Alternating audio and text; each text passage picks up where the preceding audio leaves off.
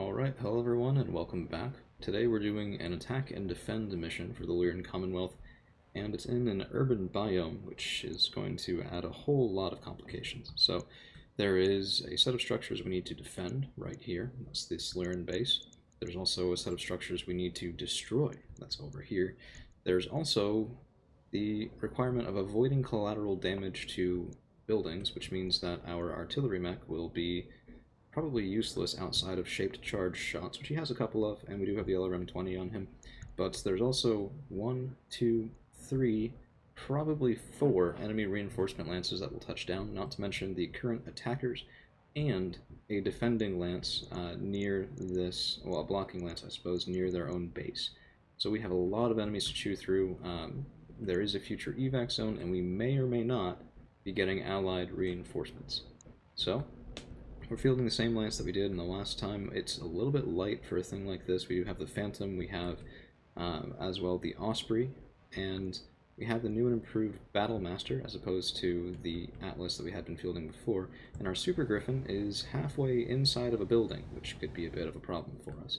So we're going to start off just reserving down. I want, paradoxically, I want the enemy mechs to get kind of close to us if they can. That way we can potentially sensor lock them with our, well, supporting turrets, who can also take shots in. Unfortunately right now it looks like our turrets are the ones getting sensor locked, which means they have vision that we don't. So let's try to fix that. So I can actually jump out of here, which is just fine with me. We'll go over this way. And we need to get our scout mech, the Phantom, on his way. So actually, looks like we can't right now. A bit of a bad drop point, sort of in a corner, so we'll have to do the careful maneuvers. Activated ability to be able to move basically one spot in any direction in a sort of debug mode. So we'll pop out there, and he'll be able to move up and scout next turn. And I think we'll get the Death Strike moving up. I mean, in general, we're moving up here. I think most of the reinforcements will be in reasonable positions, not behind our own base. But if they are, we can deal with that when it comes time to do so. The Osprey is very fast, the Super Griffin is very fast with those jump jets, and the Timberwolf still to sort of forms the core of our fast response team. The Battlemaster is a bit more ponderous, sort of going to be moving in behind most things. And my hope is actually that the enemy knocks down some of these buildings, because if they destroy the buildings, we don't have to pay for it. But if they destroy the buildings, then we can fire with less fear of, well, having to pay for it should we miss. So selfishly, I want as much collateral damage as possible, just not from my own men. Which I think could make for a bit of a fun sort of challenge here. We do have eyes on... Oof. Okay. Looks like some heavy vehicles moving up toward us. Which, you know, I don't exactly get along. I don't exactly get along with them. Okay, more hostiles entering the area. Interesting. We're on the left side. We can try and collapse in on that, I think. Yeah, so we'll route around this way, follow the left side here, and have to intercept there, and also cut off the vehicle. That's okay. Well, we have had larger challenges in our time, and BTA 3062 does, I believe, also increase dramatically the amount of health, not on the turrets necessarily, although it does that some as well, but specifically on the buildings. So this large corporate building has 1,000 internal structure, which is really quite impressive. And it gives us a little bit more breathing room. I think it's kind of meant because some of the mechs that we can end up facing have truly prodigal Alpha Strike capabilities compared to the vanilla game, so, you know, if all the buildings had 200, maybe 300 structure tops, that could become unrealistic. Right, like, if the enemy drops in close and they're actually goal-oriented, which they do often seem to be, then, you know, you can't kill 8 mechs, 4 mechs with a purpose that quickly all the time. especially if they're coming in an unexpected position. So we'll move the Osprey up here as well, sort of likely be our first eyes on the target next turn, unless, well, let's see. Exactly how quickly can we go with the Phantom? Pretty far behind our own lines, and one of the AI looks like they're doing their thing, but Phantom is pretty far behind our own lines, but with a sprint, can actually move all the way up to right next to that Osprey. Granted, our guns have virtually no range on them, but that is some sort of mobility. Very happy with it. I've been very happy with it for a while now. If you guys saw the duels mission earlier on, that mech will have been featured quite prominently in a one-on-one medium mech. Okay, so we see the blocking lance. It appears to be a blocking vehicle lance. So a lot of vehicles on the ground right now. Oh, joy. But I don't know. I mean, the vehicles can be fun. They can be a certainly different challenge, which is always a good thing. I mean, variety is the spice of life and all that. But I just really enjoy, well, mech on mech combat, right? Which is what we all sort of sign up for in this game. So, you know, sometimes I think I would not be sad if vehicles were removed, even though I recognize that it's kind of nice when they're here. So, Barnell and the Timberwolf and Bomb Squad and the Red Reaper, I think will compose our base strike detachment. Might be a little bit light for that, but I do like being able to use the lasers on the Red Reaper instead of relying entirely on something with ammunition. Let's get that done. And we came pretty close to losing a turret there to indirect fire. Silver Bullet Gauss. Not the best armament ever, but not the worst either. We certainly don't want to be losing it to something like unreturnable long-range fire. They do appear to definitely have better sensors than we do at this point, which is, well, my fault, to be honest.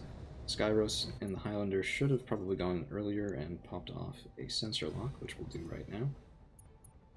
And, okay, that's a Brutus assault tank. Oof, okay, there's the enemy. Oh, no, okay. Wait, hold on. Coalition friends? Wait. Are these guys... They're not allied with me. But they're not allied with them either? Interesting. Who will they go for in that case? Okay, well, they're firing at the large part, so I guess that answers that question. Those are Infernos. Those are, I believe, Inferno rounds. Okay, so that's coming in from the Brutus, that's fine. We're going to wait just a little bit. I want these guys to move before we get over there, because 100 tons, 85 tons, 80 tons, 90 tons, that's a lot of heavy, well, that's a lot of assault mechs. Fortunately, that should make for some decently good salvage. And yeah, we just lost a turret. Okay, that's fine. Would have been better not to, but sometimes it's sort of unavoidable. Better losing a turret than losing a mech, I suppose. I will leave it at that. We're gonna keep reserving down just for right now.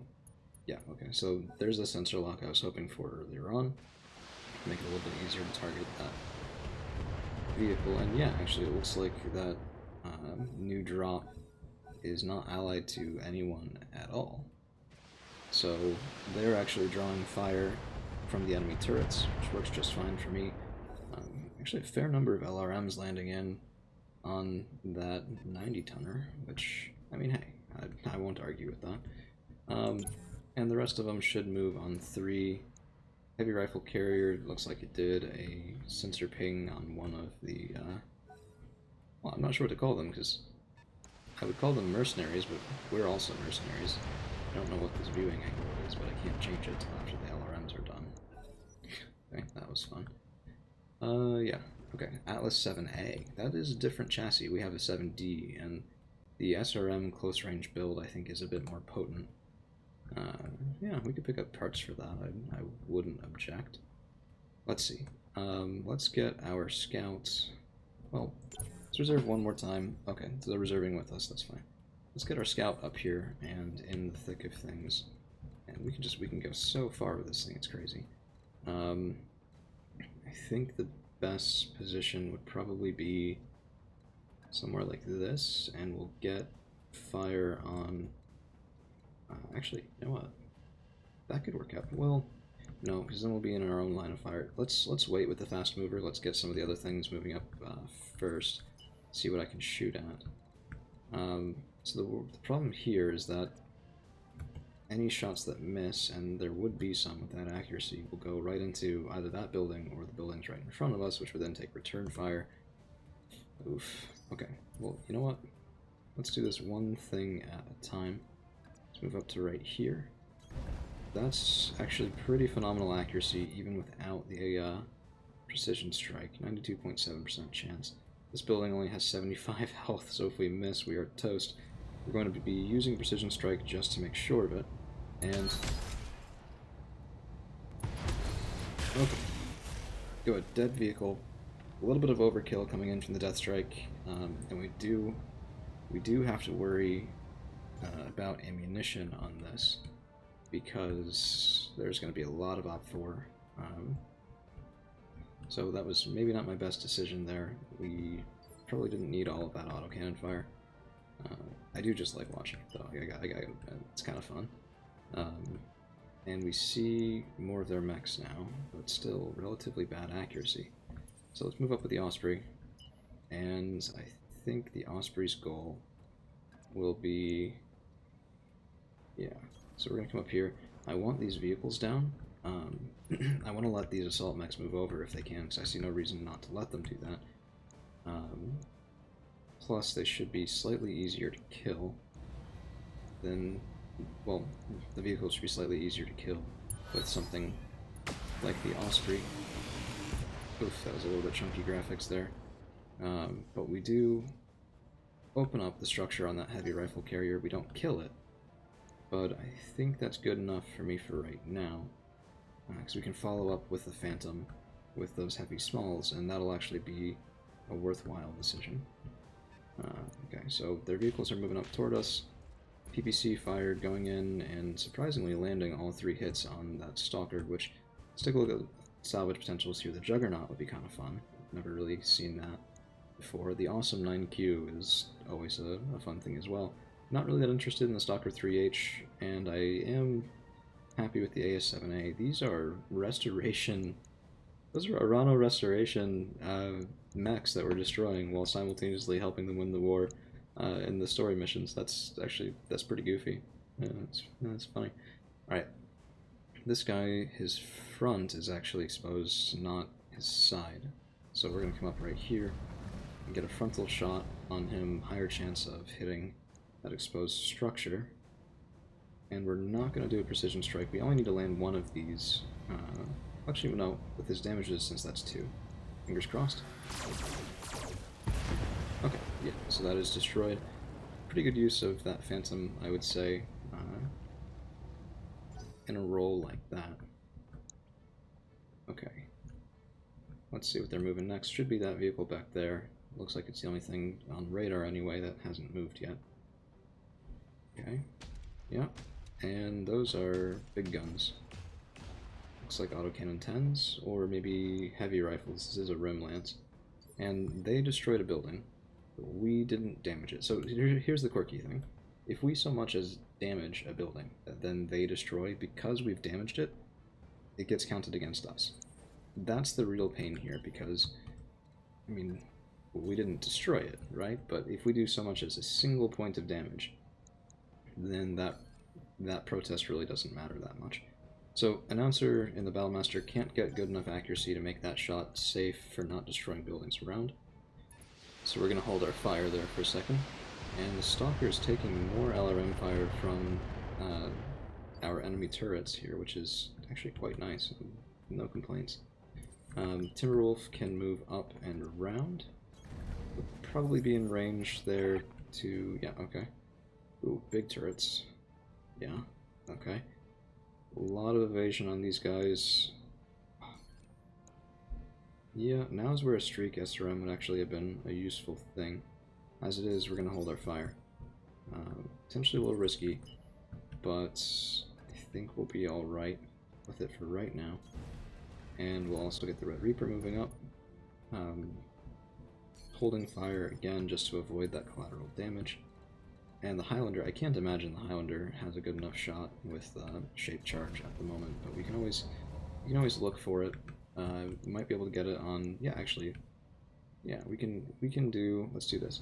Keep the Shape Charge, turn off the LRM-20, we'll do a Precision Strike, go in for that torso, 99.1% chance to hit, and importantly, no area of effect damage. We're also ignoring damage resistance here. Yep, okay. So we just took out the right torso on that Stalker. Takes out some of his guns. Will also help the AI chew through that mech a little faster, which, I mean, hey, that benefits us at this point, so why not? Super Griffin moving up, again, not good enough accuracy off him either. But in the next turn or two, we should see that change pretty quickly. So I'm a little worried that this detachment is not going to be heavy enough to get through here safely, because we have to kill 1, 2, 3, 4 vehicles as well as both of these turrets. But we don't really have anything else in the area. I mean, the Highlander can provide indirect fire support, but it's very limited. And I'm also... So we're going to leave the Phantom there for right now. Okay, one thing at a time. Let's reserve down, let them move, see what they do, and make sure we can respond. LRM carrier opening up on the Stalker. That should be a dead mech this turn. Maybe not right now, but certainly this turn with all that exposed structure taking LRM fire. Okay, let's see what's going next. The Juggernaut moving up, PPC into the heavy rifle carrier. I mean, hey, enemies shooting at enemies. I have no problem with that whatsoever. Sensor lock goes in, more LRM fire at the Stalker. Yeah, I can't imagine. I mean, that thing has lots of ammo on it, should have an ammunition explosion, but I mean, it seems like there's been crit seeking without that. Oh, okay, that's why. It's not... Maybe it's hitting the building? No, it's not. So it's showing red like it's hitting structure, but it's not actually hitting structure. That was all to the external armor, which is a little weird, I'm not gonna lie. So let's move up with the Battlemaster and let's see if we can bring some of these guns online. As it is, not good enough accuracy to take a shot in without a precision strike, but with the precision strike, our chances of missing on a couple of these targets are pretty low. We're going to open up on the Juggernaut, and I want that... Well, I want the frame for this, but well, okay, here's what we're going to do. We're going to go in and try and leg this mech, kill him with the legs so we can salvage more pieces, then we shoot through multiple locations. We did miss one of the lasers, but we didn't actually hit the building behind it, so we're okay. And it looks like we did open up structure on that Juggernaut. At least one location. Some of the... Oh! Those are mortars. Those are Inferno ammunition mortars firing in at our Timberwolf, and I am very much not okay with that. That's going to drive our heat through the roof. It's also very effective against something like this, which is... It's one of our faster, more lightly armored heavy mechs, so that could be a major problem for us. We're going to have to go around this way, dodge the vehicles entirely for right now with Timberwolf, and try and go after one of those turrets in the back to stay safe with them. I mean, yeah, that was well played on their part, I gotta say. It's a pretty good armament. We could run through with the Red Reaper, but this mech already burns hot in the best of times, let alone instances like that. So, what's next? What's next? Could move in with the Super Griffin, and I think we will. Okay, that should get us to something manageable with a precision strike. Keep in mind too, this mech has streak SRM-6s, which means it's actually pretty safe for city fighting, because if they miss, they're just not going to fire. This is a risky shot with the ER mediums. We could damage that building behind, so I'm actually going to turn them off. We're just going to fire in with the streaks. Yeah, guarantee no scattering, but that does decrease our damage output. And that Atlas of theirs basically just shrugged it off. No big deal. A lot of damage to the left torso, some of the CT, and we're getting through it. Would have gotten through it a lot faster if we didn't care about the things that we hurt along the way.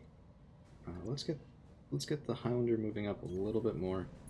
I do want to use these shape charges as often as I can to take out the enemy with some sort of, something approaching precision. Let's go in here. Let's try and go for that leg. We actually did land it, so that'll travel up to the CT. Actually, we might have ripped off his arm with that. Oh, we blew up his leg so hard his arm fell off. I mean, that's one way to do it. Unfortunately, we did lose half the armament here, including one of the plasma rifles that I probably would have liked to pick up. They are relatively expensive, even though I haven't really been using them myself in some time, which I do kind of regret that. They're a bundle of fun. Now we are going to wait because the Osprey and the Phantom want to go after the Assault Mechs do, so they have the choice of going before they move again, getting into a good position with lots of evasion to avoid, blowing up.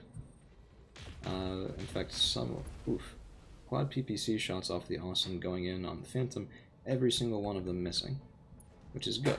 I mean, that's exactly what we want to have happen with that Phantom. I'm looking for a better gyro so we can get up to 8 or even 9 evasion pips, but it's kind of hard to find that sort of specialty equipment, even in pretty good stores. I mean, it's not showing up in any of the faction stores that I have access to, and that inventory doesn't change over time. The pirates hate my guts for killing them, which, that at least makes sense. But it does make this whole deal kind of challenging, and this is probably going to turn into a pretty long mission. I might end up splitting it up over 2 episodes if it really does go that long. But we'll see. I mean, a lot of this is just because there's a lot of small things on the field that won't stay there. Like, there's a lot of vehicles on the field. They take a lot of time to process because of their movement speed, their max movement speed, which the computer has to chunk through, finding a best position. So as we sort of wear down the vehicles that are left, as we get through the enemy turrets, there'll be less left to process and things will go a little bit quicker. Because right now, I mean, that whole time was chunking away on where that one vehicle could go and what it could shoot at. And it ended up not even moving unless it... an ace pilot on a tank? Yeah, that was. Yeah, so it took all that processing time to figure out that it wanted to move 2 tiles, which is a little excessive. I almost wonder if there's some sort of weighting you could do. Weighting as in to add weight to something, not as in waiting to pass the time. On the closer in tiles, right? So, like, if you're evaluating a good position and the change in the goodness of the position from one to the other is bad, then you stop pursuing changes in that direction. The unfortunate thing that ignores is that it would completely ignore moving really far to get up over a hill. It's probably why you can't really do that. You can't treat it like a heat map of goodness of fit type stuff. Otherwise, that would save a lot of, well, I don't know, because then you're doing more calculations as well. Right? You're calculating the comparative that you didn't otherwise have to do every single time, instead of just once at the end you pick the best spot once, not some sort of derivative of the goodness of each position. Anyway, that was nerdier than I had intended, so we'll just move on with more mechs shooting each other in the face. I think, let's see, where can we get the Phantom to go? Because he's our quickest mover. We can get around behind the Stalker, but there's really not much point in that, because the Stalker is going to be dead soon anyway. I think well, you know what? Can I get a rear shot on the Atlas? Yes, I can. We'll take that. Not the best accuracy ever with this. We have no precision strike available, so it is a risk. But it looks like we land everything. Not enough to chew through the rear armor on this guy either. Wow. Okay. I mean, it's the close-in build. It has a lot of armor, and it needs a lot of armor because it's going to take a lot of fire. So let's go in. Let's just take the best shot that we can, which right now looks like it is just annoying the hell out of this Stalker STK-3H. Maybe it'll kill it, maybe it won't. Oh, it does actually kill it. Okay, so that's another one off the field. We also have their Juggernaut taking a nap right there, just chilling, knocked over. We could pile into him with a Death Strike, probably wouldn't be the worst of ideas, but yeah. Because no precision strike is available to the Death Strike right now, which means that we want an accuracy bonus. Oh, actually, we do have a precision strike. I don't know why it told me I didn't. I wouldn't have made that decision. Oh well. That's okay. We'll turn off the Ultra Autocannon 10s, and we'll save the precision strike for next turn. Right now, just firing. Let's just core this guy out if we can. We missed with both of the larges, even though they had a 92% chance to hit, because that's how we do things around here. And is this actually a kick? Is that melee a kick, or is it... It's not showing me anymore. Interesting. We're gonna pop Phantom Mech on this guy and move through. Yeah, we're through the fire, but we have a sword and a shield on this guy for a reason. So even if he can't open up with all of his guns, there still is something that we can do. And I'm turning off one more just to be safe, because we will take heat if they fire the mortar in at Bomb Squad and our Red Reaper, which isn't my intention. My intention is for them to switch onto the Black Knight and let my Timberwolf go around and selectively snipe out that turret that was doing this to us in the first place.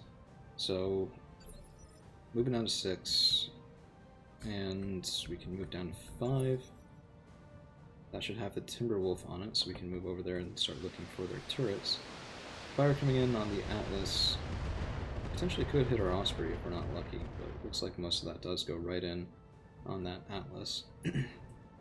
That's from that LRM Carrier Mark II. We need to start chewing through those vehicles back there. They're getting way too consistent good fire, and I think... Oh, that's temptation right there, but it's not a... A precision strike will only get us up to about 65% accuracy, which is too little. We'll go through and we'll hit the building behind it. And so far we've avoided having to kill any buildings at all, which, I mean, that's sort of the hope, right? Okay, so the Juggernaut, we're going to do something a little bit differently.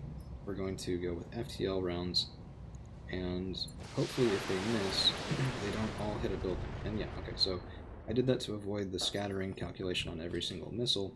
We either hit them all or missed them all, and we hit them all, so that's good.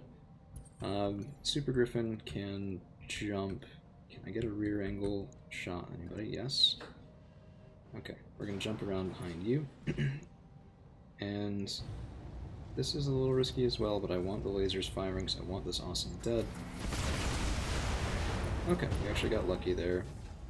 The Awesome's still alive, but it's lost one of its PPCs, which is a lot less firepower coming out of it. Yeah, we almost got so much more lucky there with our scattering, but at least we didn't miss, so that's better than nothing.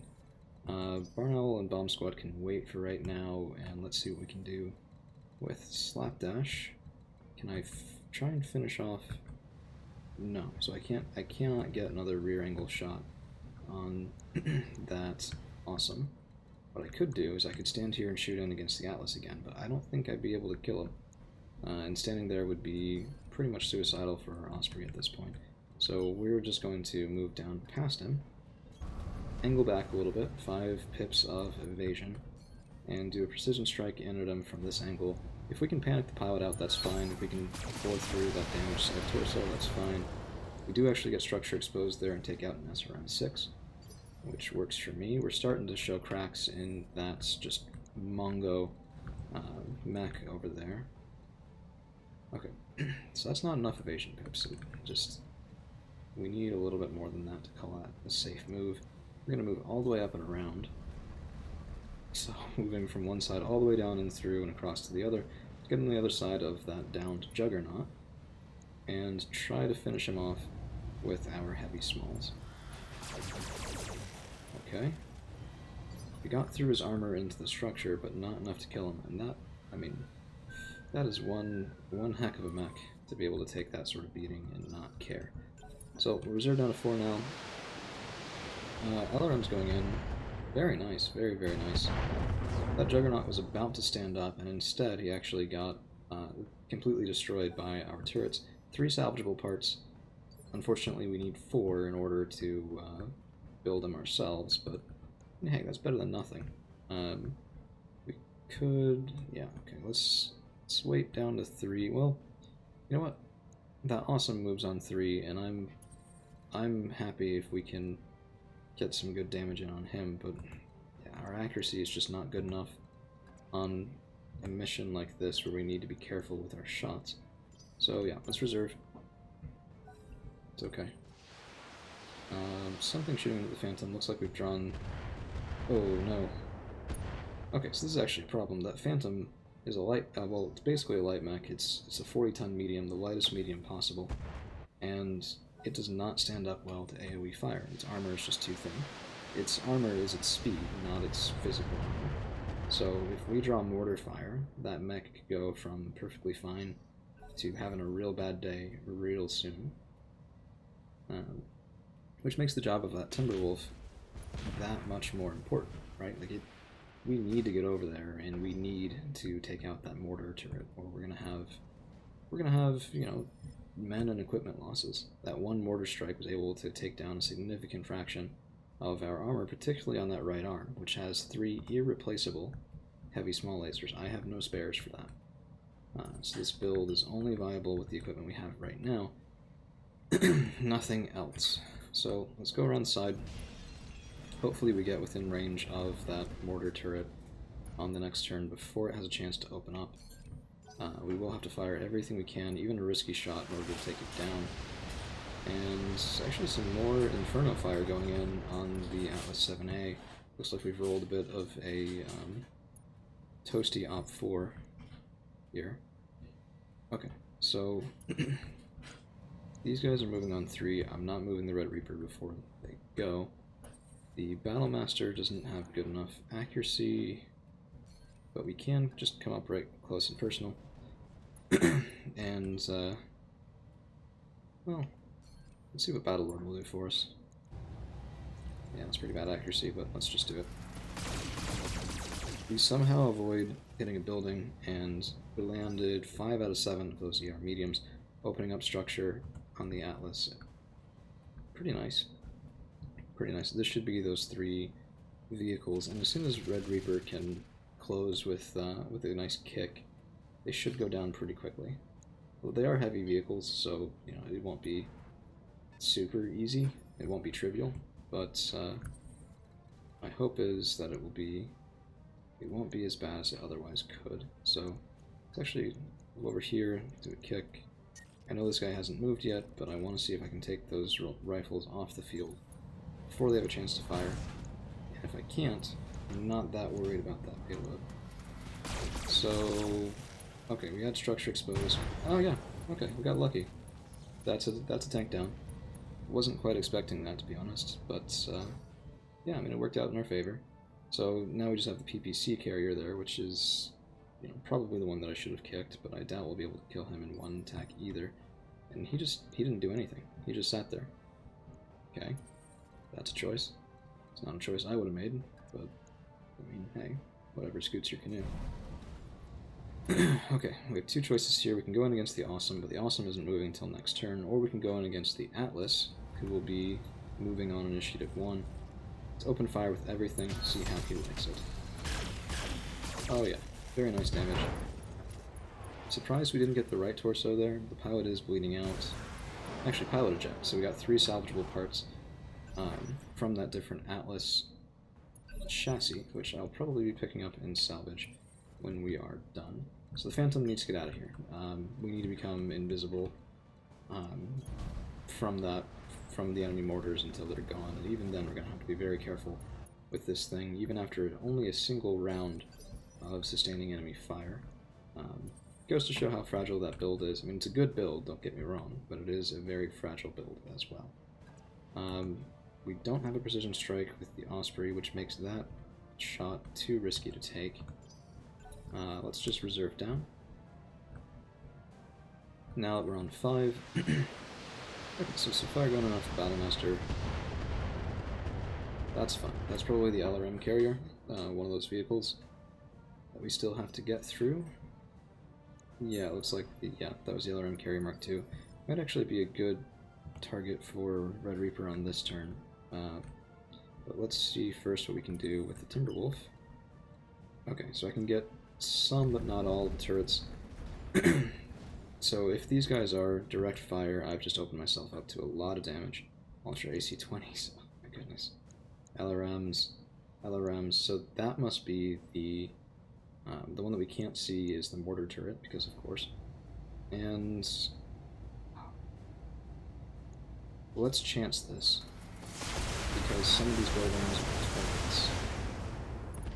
Anyway, we do take the double Ultra Autocannon 20 off the field. And these are not target buildings, but it looks like we didn't hurt any. No, okay, we did hurt that one. Yeah, so we've damaged our first building, which exposes us for the first time to the possibility of paying a lot of extra money, which I don't really want to do. Let's see if we can kill this LRM carrier. The kick should be sufficient, and it was, but those medium lasers would just go into the ground if they even, yeah, so actually, looks like all of them landed, but if they had missed, they were just gone into the ground, not into a building. So that was a fine shot, that was a fine kill, and this is why we bring the Red Reaper along. It's surprisingly capable at its very limited role. Maybe not something that you'd want for all-purpose, but we don't need all-purpose at the moment. We're going to fire in another shape charge, I believe, on that turret, and because it doesn't have any damage mitigation, we're also going to go in with not the FTLs, not the AoEs.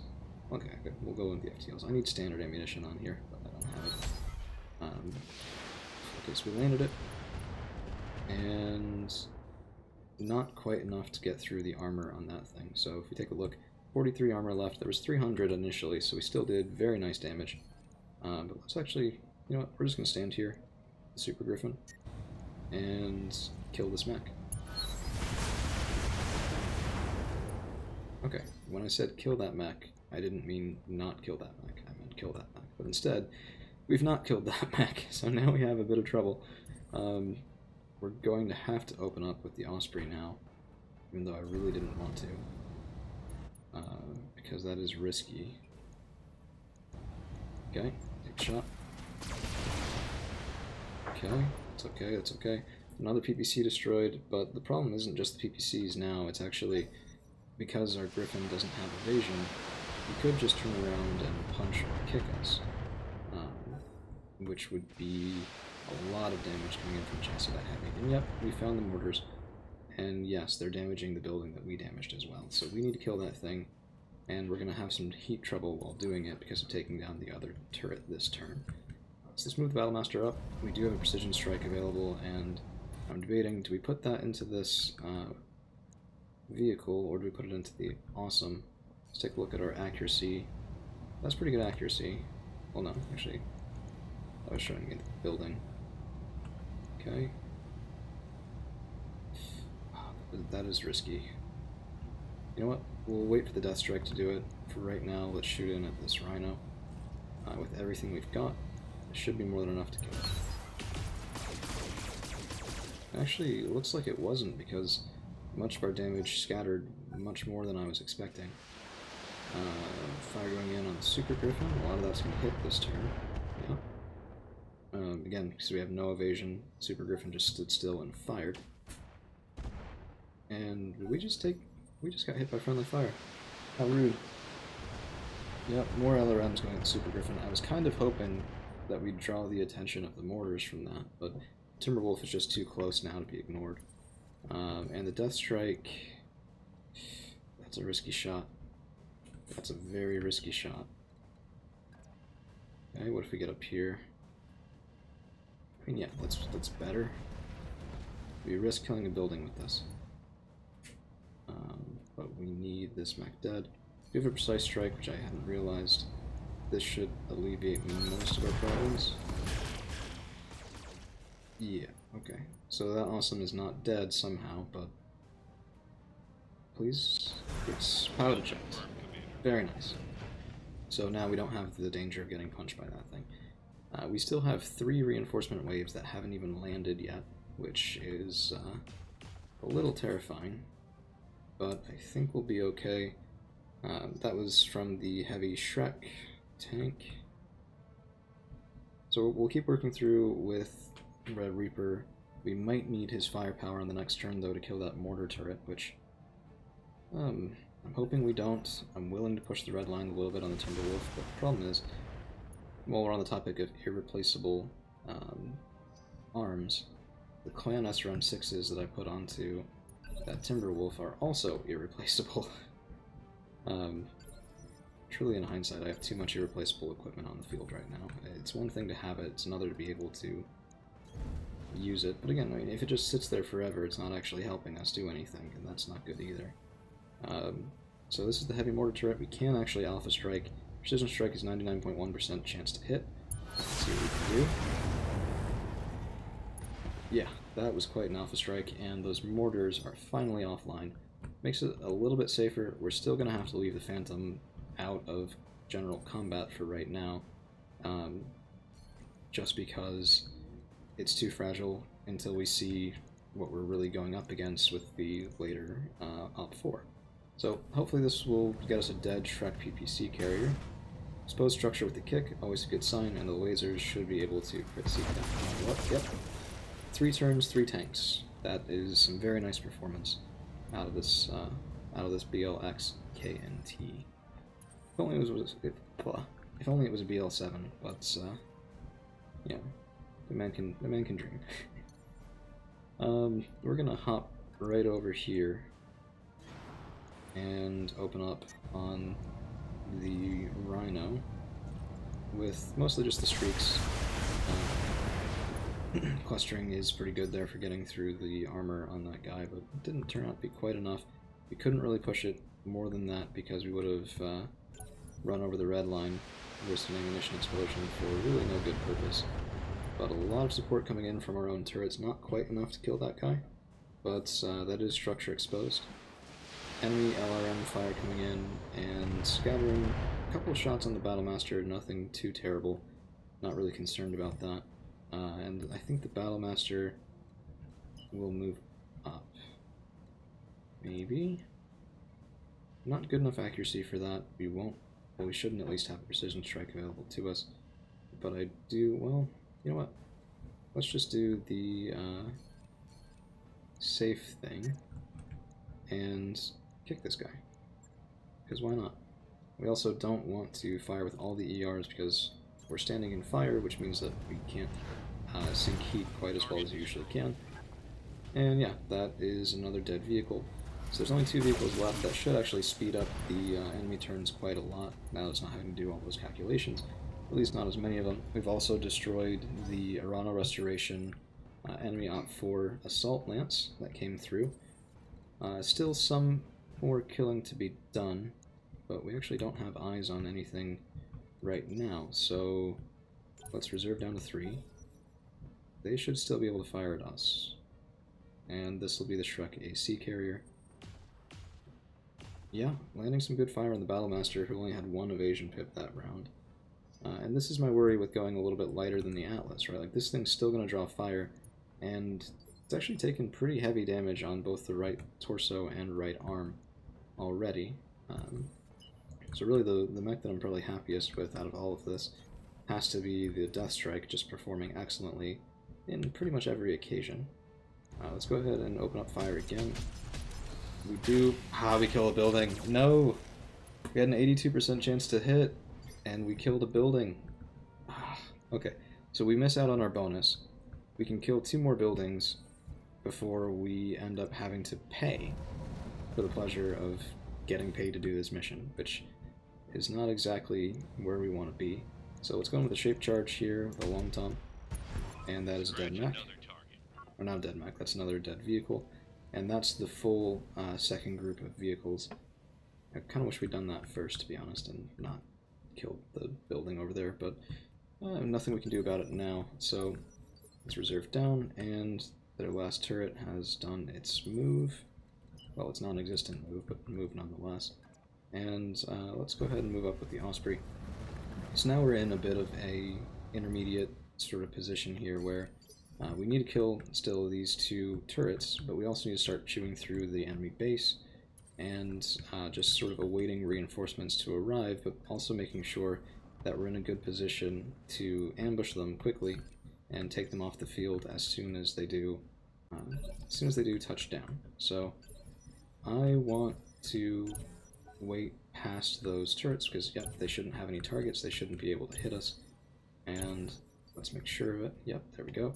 Now we can move up with the Red Reaper, who does have a precision strike available to him, and I think we're going to use that on that already damaged heavy LRM turret right here. Good accuracy.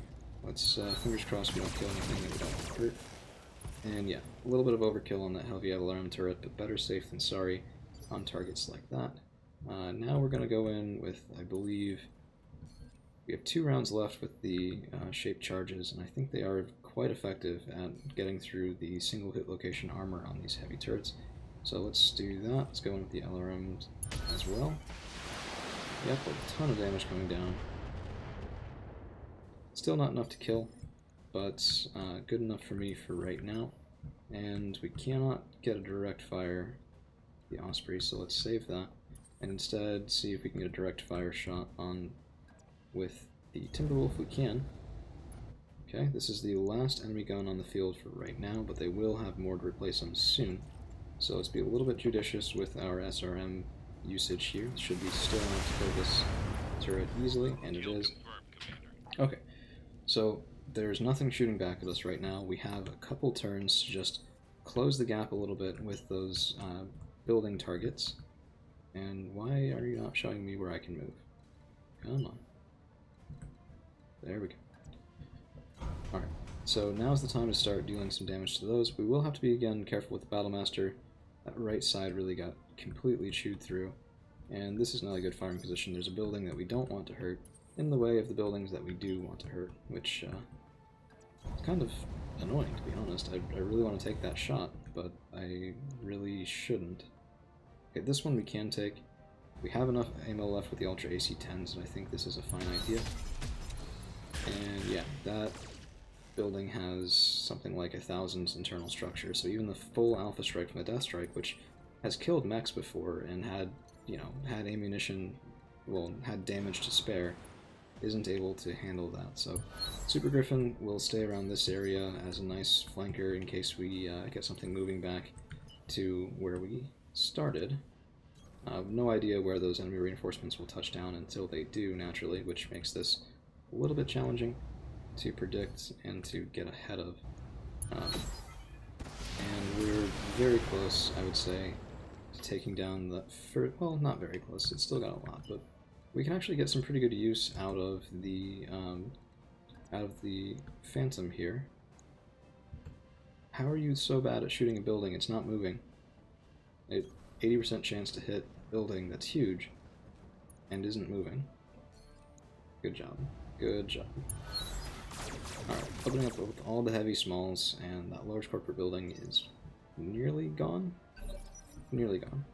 In fact, a second shot from the Wraith has a chance, 369. No, actually, this doesn't have a chance of killing it. It has a chance of making it so that something else can kill it without too much trouble. In fact, that something else is going to be the Osprey. And just, well, no need for the Gauss Rifle here, because if that does miss, that's a lot of damage. Okay, first building down. We have 3 more structures to destroy. And let's see what that looks like. No, let's wait on Super Griffin, reserve all the way down, and get the Red Reaper moving over. So, I don't think we have any choice. There are only 4 buildings that are marked as target buildings, which means we have to kill all of them, even with their annoyingly large health pools. So let's go for this guy right here. And I'm kind of annoyed that I have to do precision strikes to get good accuracy. So, yeah, okay, that's a start. And now let's open up the Timberwolf. I just said be judicious with our ammunition here, but I want this guy dead soon, because if he is, then I can bring the Timberwolf back to bear on enemy reinforcements. If he's not, then I'm just wasting any ammunition that I don't spend anyway. So, bit of a darned if you do, darned if you don't. Let's just have the Super Griffin sit.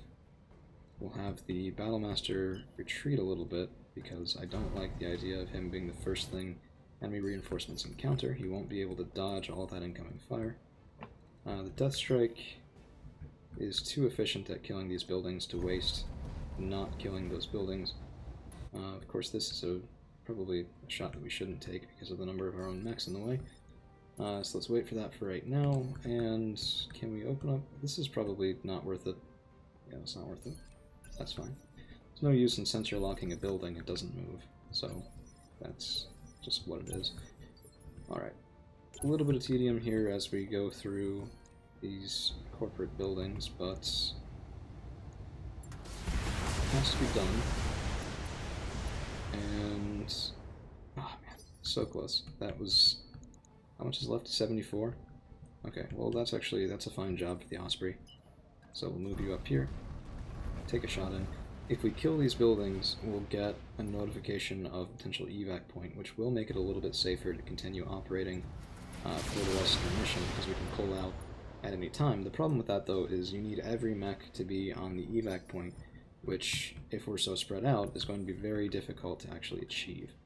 So let's go over here and shoot in at the third corporate building. There we go. And the Death Strike is going to shoot in at another one of them as well. I don't really want to move him too much farther in this direction because he won't be able to rotate back quickly should the need arise. But right here is fine for right now. We only have 20 ammunition left on these, and we use 4 every round, which means we have 5 volleys left, including this one. So this will be the last time that I use the autocannons on those buildings. But we should be okay for that, because we do have, we have a lot of guns on the field, but I still do struggle with a little bit of that memory of what happened in that 7v36 mission, where we got absolutely walloped because we ran out of guns. So let's get Battlemaster back a little farther. I think he was very effective. I'm treating him like he's the Atlas, and he doesn't have the armor for me to treat him like he's the Atlas and be able to get away with it. So we'll have to be a little bit more judicious about our placement and really make sure that there are other things drawing fire and letting those Ultra Autocannon 5s open up. So enemy reinforcements will be dropping right here, which is actually, I think that's good for us. I think we'll be able to get fire in from this side, but also potentially flank, particularly with the Death Strike and maybe even the Red Reaper if I want to rotate that firepower back toward them, which I think I do right now. In fact, you know what? It's a little disappointing, but I think the Timberwolf is going to use most of his ammunition just chewing through these buildings. It needs to be done, and I mean, he certainly has the firepower to make it quicker than some would. So 473 left. We might actually be able to kill it with this volley. No, not quite, but still, that should tell you. I mean, yeah, we did 400 in an Alpha Strike, which is just terrifyingly large amounts of damage for that sort of thing. So let's move the Red Reaper back over, and we'll also move the Death Strike back over. I think that's probably a good idea. Yeah, so we'll move the Death Strike up here, get a good vantage point. This way, whichever way they go, we'll be able to get some rear fire arcs on something. And I think we can just finish this guy off with the Osprey. Leaves us one building left that we have to destroy, which is not bad. Then we can start moving these guys over, and it won't be a problem for the actual completion of our primary objective. Let's see, who's left? So, you... Our left arm is the more undamaged one. I want this guy behind buildings. I want them not to have a shot on that Battlemaster until I get to open up first. So we'll do that. Super Griffin will be much the same thing, and Highlander 2C will just pop right behind here as well. So all 3 of our mechs on this side will be relatively well protected from their initial volley. Okay, there's the drop. And yeah, they will just keep coming, which is kind of crazy. Also kind of fun. We'll get a large payout on this. We would have gotten larger if we had managed to avoid killing a building, but it really is kind of hard to do sometimes. Which, yeah, just, I mean, we weren't exactly taking risky shots, right? Like, we usually, the one that killed that building had an 84% chance of hitting the target. It's hard to get better than that. And if you wait until every shot is perfect, you're going to take more incoming return fire than would really be comfortable, right? So we did the risk analysis. I thought it was worth it. there was an 84% chance that we instead didn't kill that building with that shot. So, you know, I know that's not really the full statistics because we, took 4 shots with 84%, so the true chance of that building getting hit, or a building getting hit, is, it could have been by any of those shots. Any one of them would have killed that building. So, looking at just the one shot is only a partial picture. A little bit annoying, but it's done now, so there's nothing really more that we can do about it at this point. So the Merlin is kind of okay. I'm not really interested in it. The Guillotine I might be. 70-tonner, good chassis. I do like that sort of weight class. Very effective, generally speaking, at least in my experience. And I can't get a rear strike on that guy up there, the Guillotine there. So instead, let's just see if we can core out that Merlin. Should be more than enough damage to do it, but I want to be sure. Yeah, cool. So the most critical times to shoot are right when your opponent has put reinforcements on the field. After that, after you take some of their firing capabilities offline, then you can go in and say, okay, well, I really need to conserve ammunition, I need to do this, that, or the other, and it won't be as much of a problem because their return fire won't be quite as deadly, right? By the way, we haven't really fired that small laser much at all, so I will, I think, replace the small pulse with an ER small. That way it tends to be more useful, but I mean, it is nice when we're punching vehicles, I will admit to that. So the Battlemaster now can move out. Not the best shots, not good enough to shoot in the Guillotine, certainly, but we will have good enough accuracy here to shoot in, well, I guess at the other Guillotine. His back is open, but this has caused some structure damage to that side torso, so we can fire in there, and if we kill another building at this point, it really doesn't matter that much because we won't have to pay anyone until we kill several more. So for right now, it's kind of in this purgatory zone of we didn't do as well as we should have, but we also don't get that much gain from doing much better. It's a little weird. Okay, bit of a low chance hit here. I didn't open up with all of the medium lasers because I didn't want to risk killing the already damaged building on the other side, but we did actually get rid of this quick draw's evasion and bore through all but 60 of the internal structure left in his CT, which I'd say is a very nice result for us right now. Let's just stay here with the Highlander. We only have one more shape charge, which means after this our long tom is offline. I don't think we need to use it right now. Let's see if we can get this Guillotine to either panic out or die. And we do get crits. That is structure exposed, but that Guillotine is still standing. So only one kill on the opposing mechs right now. Not really what I was hoping for, but we should at least be able to finish off these buildings, the objective buildings, pretty soon. It's Battlelord. Yeah, that's good enough accuracy and better damage because of it. Okay, good. Oh yeah, very nice. Very, very nice.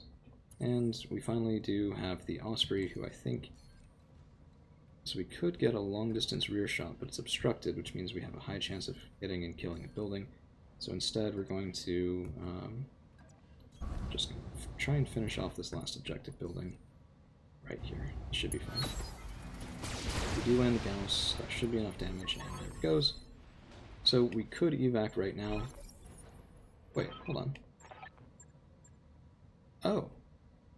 So because we took that objective offline, they're not going to drop any more reinforcement lances, so this is the last one. Which means at this point we may as well just, go get them, because why not? It's free money on the table, and we're basically done with the drop.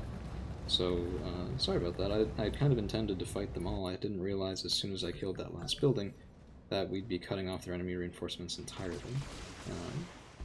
Maybe that's because I didn't accurately interpret what the mission said, but yeah, whatever. It works. Slapdash, unfortunately, not that useful to us in that position. Can I get a physical weapon hit? I can. And this mech has a heat bank, so we're not actually going to overheat, it just thinks we will. Physical weapon, should be more than enough damage, but I just want to see opening up with everything. First hit, second, oh, jabbed. If we hadn't followed up with all the lasers, we might actually be able to have gotten some good salvage from that, but the laser fire corded out, so no joy there. And this guy here, the guillotine that's up on that building, is a quandary, because if I miss, that building is going to die very quickly. As it is, though, let's just keep following this quick draw. I'm going to turn off all the lasers, and we'll just fire with the streaks.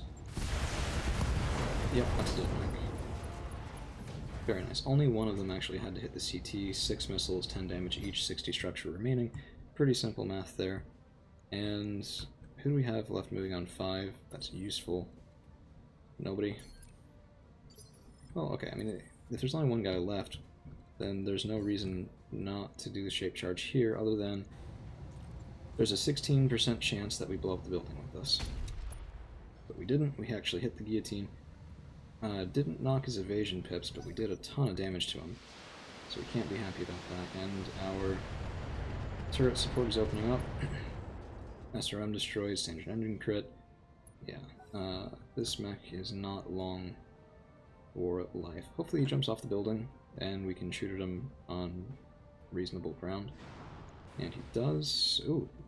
Okay, I thought he was going to do the smart thing and rear strike my BLX KNT, but instead he went for the Super Griffin. Well, I guess equal evasion pips, so really 6 and 1/2 dozen the other kind of choice. Not going to shoot him with the Battlemaster because our accuracy is too bad to do that safely. And we do have now the Death Strike with a nice side angle shot here. Really just proving this mech's usefulness. Okay. Did we? I don't know. The engine destroyed. I thought we had capped him for a second. But that should be it. That looks like all of the Op 4 down. Mission successful. Thank you guys for hanging around, and we'll see you again real soon.